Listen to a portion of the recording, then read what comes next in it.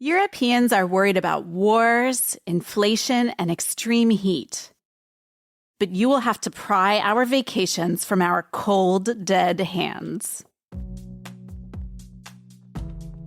According to the latest survey from the European Travel Commission, 81% plan to take time off and travel between now and November. That's more than last year. And Southern Europe remains the favorite destination. Greece could be heading for one of its best and most lucrative summers ever. But move a little closer to the Mideast conflict and the picture changes. Cyprus has seen arrivals fall by almost 18%. Europe's busiest travel season is colliding with a war that sent prices soaring, including jet fuel prices, as well as raised fears of flight cancellations that made some travelers think twice about where they go. Add to that a new biometric border system producing long queues. So, did Europe really avoid the summer travel crisis that many people feared? What should passengers expect when fuel prices rise, flights go wrong, and the passport line barely moves? I'm Sarah Wheaton, host of the Brussels Playbook Weekender. To help me break it all down, I've invited three of my expert Politico colleagues: energy reporter Ben Munster, mobility reporter Tommaso Lecca, and senior reporter Jordyn Dahl. All right, quick summer travel check. Have you all booked your holidays yet? And was it way more expensive than last year? What are you most worried about? Tommaso, we'll start with you. Yeah, well, I recently booked flights to visit my family and friends back home in Sardinia, and I honestly didn't notice any significant price increase. I also booked a few trips to destinations I've never visited before, so it's hard for me to compare prices. More broadly, I would say our fare depends on many factors. So airlines use dynamic pricing, meaning they basically adjust ticket prices continuously based on demand and how full the flight already is. All right, well, you can tell Tommaso is our airlines reporter, already well versed in how it actually works. Jordyn, are you looking forward to? You're just coming back from one. Did it feel more costly? London didn't feel more costly, but it certainly took a lot longer to get through the security line. Okay, we'll dive into that. But I am going to New York next week, and my flight was not astronomically more expensive, but I'd say a solid like 20%. Okay. Yeah, that's about what we're hearing in places. Ben, how about you? Yeah, I'm going to Greece, and maybe it was about 20% more expensive. I booked only the way there, not the return, so I'm taking a big risk, hoping that Hormuz is reopened by the time I head back. So we'll see how that goes. Well, for one, you're very optimistic. Yeah, it's a gamble. But I mean, why would that make a difference? Well, it wouldn't really, to be honest. Okay, you just want an excuse. Well, no, but there's a psychological effect of it reopening. Prices might go down, but it might take longer for that to pass through into jet fuel prices and then airline prices on top of that. Well, I can tell you that I procrastinated by 4 weeks on buying my plane ticket, and I could see that as a result of that very normal non-geopolitical factor, my price is also about 20% more than if I had just bought it a month earlier. So anyway, but yeah, let's get into exactly what Ben brought up, this Strait of Hormuz. So when the war with Iran began, the outlook was pretty bleak. Shipping through the strait got disrupted, energy prices soared, businesses and households feared much higher costs. And aviation felt hit especially quickly. There were all these warnings about jet fuel shortages, expensive tickets, canceled flights, but pretty much the planes all stayed in the air. So Ben, was this all just a bunch of doom-mongering, or did Europe actually come close to a crisis? So it was in mid-April, I think, that the IEA basically came out with this very dramatic prediction that Europe had only 6 weeks left of jet fuel left. And, it was at that point where everyone was wondering, will I be able to buy flights? And people were sort of panic buying flights, and commercial airliners were warning them they might have to cancel flights. And there were some flights that were canceled. There were some flights that were cancelled, and I think some airlines were also reporting shortages, especially in Italy. But in the end, what happened was maybe because the IAA made this prediction, or maybe just because the market just did what it did, the market adapted. And European refiners, because prices were high, they started profiting from refining more jet fuel. So they started massively increasing the amount of jet fuel they were, producing. And then we increased imports of jet fuel from the US. And also, I think there was a Nigerian refinery called Dangote, which came back online. I think it had been damaged for a bit. And that started also providing a fair amount of jet fuel. And then there were other sources as well. But generally, we were able to fill the gaps sufficiently. But I mean, the main effect was prices rather than supply. There was never really a genuine supply shortage, but there could have been. Interesting. Tommaso, take us inside the corporate offices of the airlines. What was kind of their train of thought during this whole period? Well, of course, they had to pass the extra cost of fuel onto ticket prices, particularly between March and May, as was saying Ben. That's when disruptions around the Strait of Hormuz pushed jet fuel prices sharply higher. But at the same time, we've seen most recently that basically jet fuel market seems to have adapted to a new reality. And we've seen at the beginning of this jet fuel crunch, airlines cutting unprofitable routes. So flights that were profitable before, but because of the new price of jet fuel were becoming unprofitable. And then we've seen as pressure on supply eased, airlines shifted back from cutting these routes to pursuing their growth plans. It's also worth remembering that apart from the COVID period, air traffic has been growing steadily in recent years. So it's also true that Eurocontrol now expects traffic this summer to increase by around 2 to 2.5% compared with last year. And Eurocontrol is the network of air traffic controllers around the EU, right? It's the European organization which manages air traffic. Mm-hmm. So ultimately, when we've been talking about these, increased ticket prices, initially, we were worried that ticket prices could double. Instead, it turned out to be more around 20%, as we've been discussing. Is this just kind of normal price inflation or what was behind the change in ticket prices? I would say that we've seen this price increase particularly dramatic in the first part of the conflict in the Middle East. And it's true that airlines were passing on the cost, but it's also true that most airlines are well hedged. It means that they can access jet fuel to the pre-war price for most of this year. So we can say that maybe most passengers have not noticed a huge difference. But if the conflict goes on and accessibility to jet fuel remains scarce, then we will probably see something more later this year or into 2027. Kind of on that note, Ben, as Tommaso was just saying, we don't have a great situation necessarily going forward. You talked about how, now we're getting all this jet fuel from the U.S. and Nigeria. Controversial. Exactly. So what is the situation going into the next season and year?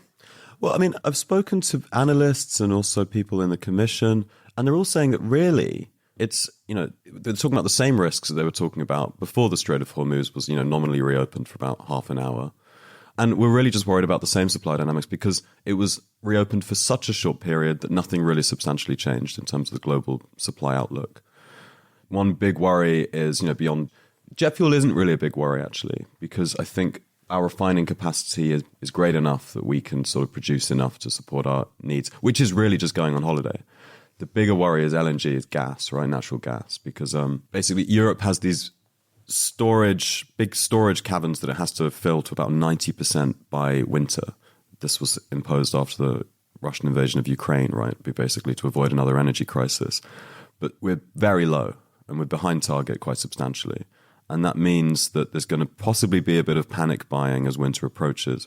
And then combine that with rising AC demand, not only in Europe, but in Asia, and you could get a real supply squeeze when it comes to rising LNG. Air conditioning demand. Yes, sorry, air conditioning. I mean, not less demand for AC here because we're still terrified of it. But Asian AC demand, especially driven by El Nino, this big sort of super El Nino weather event that's expected to make things much, much hotter. That's likely to also increase pressure on gas supplies. And gas is crucial for heating in the winter, cooling in the summer, as well as a lot of sort of light industries. So a crunch there would not be great. And we might start seeing that over the summer, but also in winter if it turns out our gas stockpiles over in Europe are still very low. Right. And I guess, does anybody really think that it's actually going to reopen in a definitive way anytime soon? And is anybody kind of setting up alternative routes for fuel? Look, oil prices rose quite sharply in the last few days, especially after the war basically reignited between Iran and the US. But on the one hand, that reflects genuine concerns that the Strait of Hormuz will never really be reopened now, that we're in a sort of permanent, semi-frozen, intermittent conflict, right? And that represents a potential structural change to energy markets. There might now be an artificial sort of floor under prices because of these structural issues with Hormuz, right? This uncertainty around this incredibly important strait. At the same time, I think there is a general sense that we will find ways around the strait eventually.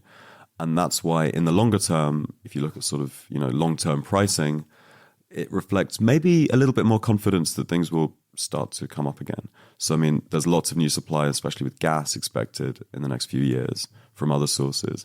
And also, as you sort of hinted at, there's Saudi Arabia, but also Iraq and Syria.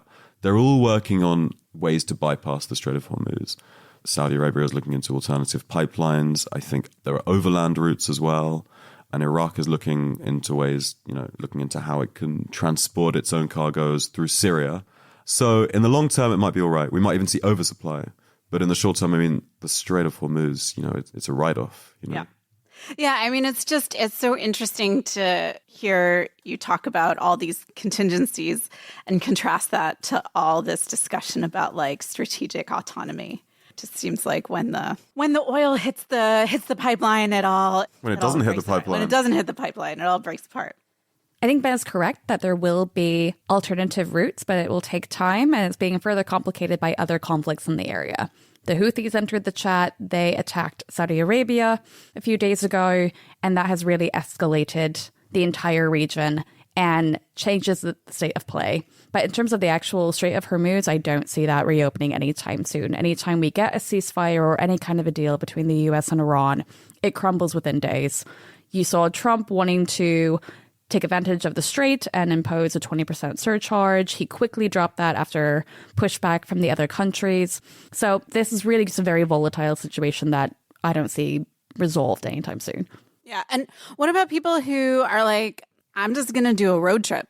Should they expect big changes at the pump? I guess they've already been seeing them. Absolutely. Unfortunately, going on a road trip is not the most economically viable alternative to taking these flights because gas prices are increasing. It depends on where you are in the EU. Some countries like Spain are much cheaper, but then you go to the Netherlands, Germany, and others, and they're considerably more expensive. So a road trip sounds nice, but until you get to the pump. Okay, well, I'm sure we're going to hear from train aficionados that we did not delve into that topic, but it will be something for another episode. Okay, so we've talked about the costs and we've talked about the big geopolitical issues. But of course, when we're traveling, we care about our own individual experience. And the EU is intervening there as well. So, Tommaso, after more than a decade of negotiations, the EU has finally agreed on an overhaul of air passenger rights. What changed? Do I have more rights or less rights now? Well, for now, nothing. Because the current That's the most EU answer, actually. Exactly. The current rules will remain in force until around mid-2027, so travelers don't need to worry this summer. The pre-reform rules will remain in place. Once the new rules will take effect in mid-2027, passengers will notice a few changes. For example, if a flight is delayed by at least 3 hours or cancelled, airlines will have to send passengers clear instructions on how to claim compensation. It's not the case nowadays, and that's why most passengers which are entitled to compensation don't apply to receive it. The reform also bans airlines from charging extra to seat parents next to children under 14 or passengers with disabilities next to their accompanying person. Okay, so that sounds generally pretty good. They're going to give more instructions about how to claim compensation if something goes wrong. Are there any changes to the actual euro figures that we're entitled to? I have to disappoint you again because the current compensation rules will remain unchanged. Passengers are entitled to compensation between 250 and 600 euros if their flight is cancelled or delayed by at least 3 hours, unless the disruption is caused by extraordinary circumstances. For example, if the delay is caused by extreme weather, airlines generally do not have to pay compensation.